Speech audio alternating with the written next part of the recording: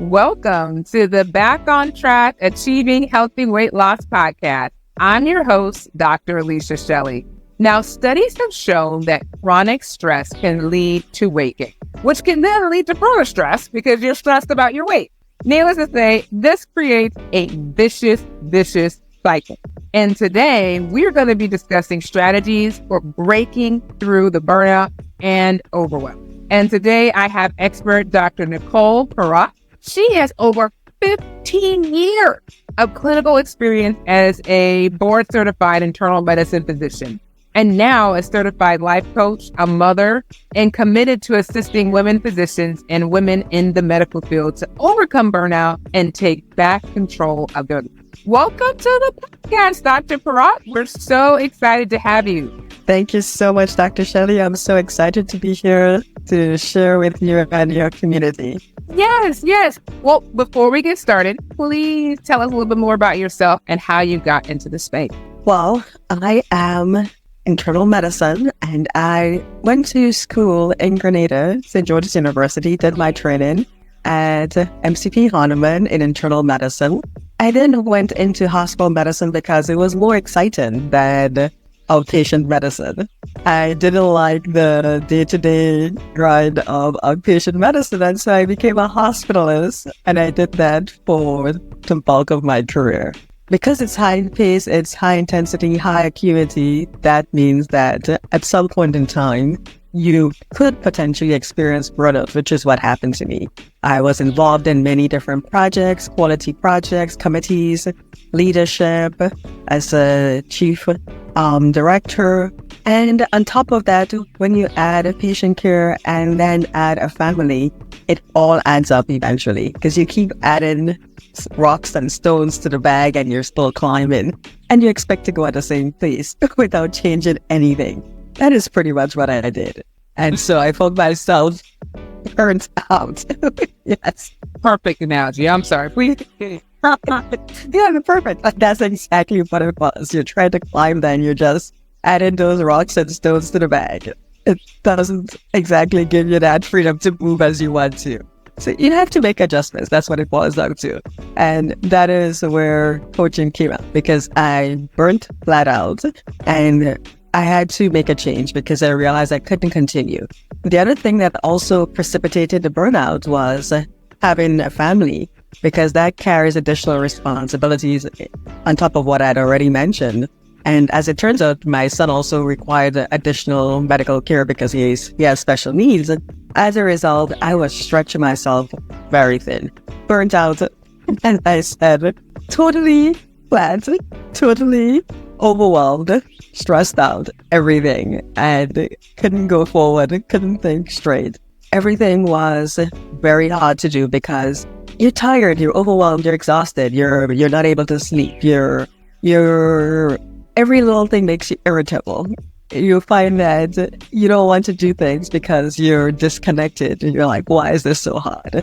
And so that is where coaching came in and allowed me to revisit my thoughts and revisit my mindset, look at setting boundaries and looking at how I could make a change to improve things for myself. That's a beautiful story. And I thank you for just sharing your burnout, because I too found myself in burnout twice in my career. And a lot of it is just that overwhelm, just having so much on the plate, not knowing how to balance and juggle. And then you're just like, what am I doing? So, how do we get here to this space of burnout and we're overwhelmed? What is it, the step? Because I felt like I was doing everything great, but then I'm here in burnout. So how do we get to this space of burnout? Right. And it's not having good boundaries. That's one thing. Not having clear boundaries to give us the ability to say no. And so we tend to be people pleasers in medicine. We tend to want to do what's right. We tend to want to be perfectionists. We try to do everything we can to the best of our ability. So we say yes to everything. And then we still want to make sure we do it 100% correct to please everyone. And in the process, sacrifice ourselves. When we do that, it's a recipe for disaster because you're not serving yourself. You're not giving yourself a chance to actually take care of yourself. be compassionate that maybe this is a bit much. Maybe I should say no. Maybe I should actually get some rest and sleep instead of saying yes and staying up working on this project. Well, you were speaking all the things that they for me. I was like, yes, I need to go to People Pleaser Anonymous because I am such a people pleaser. I was so SNL. I think in what was it? This past week had a skit about people pleasing, and I was like, "Is this me?" We were there. I need to look for it. I know you have to look for it. Look for the clip. People pleasing SNL skit. It's hilarious. I was like, "Oh my God, why are they talking about me on SNL?" But you're absolutely right. We actually say yes to everything. We say yes to everything. We overwhelm. We don't want to let people down because they need it. And we find ourselves, and myself included, in this bit of overwhelm. And like, oh gosh, why can I not move forward in certain things? And so why is it hard for us to kind of break through that burnout? Or how can we break through the burnout when we find ourselves in this? But you first have to admit you have a problem, right? That's true. That's a very good place to start. You have to be self-aware. If you think you're fine, it doesn't matter what anyone says, we're not going to fix it.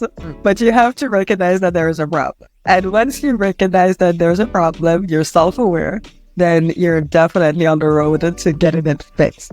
So that is the first step. Self-awareness. And then just realizing what you could control and what you can't control. I mean, we work in healthcare, which is a humongous system, and the system is not perfect. And we're not going to fix the system by ourselves. There are many stakeholders. So you have to work on fixing you, which means taking ownership of what you could fix for yourself. Those boundaries, making sure you take care of your emotional health, your mental health, your physical health, taking time to exercise, eat right, taking those breaks, making sure that you're setting boundaries between work and home. You're not trying to do all your chatting in pajamas at the end of the night. That doesn't help you because you're... Are you not about me to call? Oops. I'm sorry. Keep going. You're doing great. No, but you're absolutely right. I love that. Taking care of your emotional, your mental, and physical health. I had a friend, she was like 7 days a week, and I was like, when do you have time? You know, because she had 2 jobs. And so it was just kind of like, it just adds up. And you're absolutely right. We have to make sure we add that time in for ourselves and don't feel guilty. And no, that's the hard part. It's easy to feel guilty because, I mean, it's funny because we don't put that blank space on our calendar to give ourselves the rest. We just keep going.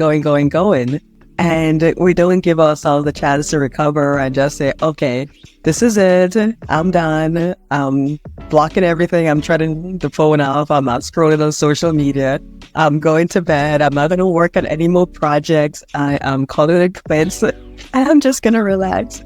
Maybe read a book. Maybe just journal your thoughts. Maybe just write what you're grateful for, what went well at the end of the day. Simple things to just de-stress.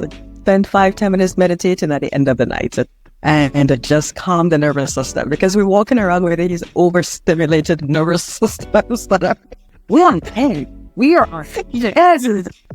So like I'm afraid to like beat the horn sometimes because I don't know who's in that car in front of me who stopped at a green light. So yeah, you're overstimulated. There's no chance to really just exhale and decompress. So really important as well, being able to do that. Now, this just for y'all aware. So number 1 was being self-aware. Number 2 was control what you can control. And then make sure you take time for emotional, mental, and physical. Was that number 3? Take time for emotional and physical. Okay. And then what is the number? So for number 4, spending time at the end of the day, whether it's gratitude, journaling, or 3 good things that went well. Yeah, at the end of the day, or meditation, anything along those lines. That's true. I do find when I'm more grateful, it makes me not think that the day was full. Like for some reason, it's like, oh my gosh, nothing went well. But if I... It really does. It really does. It makes a huge difference because it doesn't matter how bad the day was. Once you spend that time looking for the things that went well, you'll find that the list is actually pretty long. It just keeps growing. It was a lot better than I thought. Exactly. Well, these have been such great tips that people can use to kind of overcome that burnout, to work through it. And I would just want to add one other step would be, sometimes you get to a place where you may need a coach. You may need somebody to help you through it. And I know I had to utilize a coach to kind of help me with my mindset and just the things that are going. So feel free to reach out to people. Sometimes they have in different employees called the EAP, where you have people who you can reach out to that can maybe help you if you're feeling overwhelmed and stressed. And definitely make sure that you're speaking to your physician and, PCP.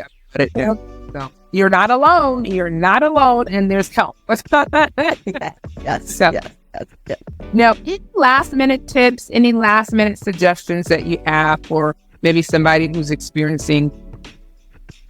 It's not the end of the world. It is something that is definitely overcomable. I don't think that's a word, but I think we can get past this. And as Dr. Shelly said, whether it's EAP, therapist, your PCP, or a coach, you want to find some sort of support mechanism to help you get to the next stage where you're actually thriving.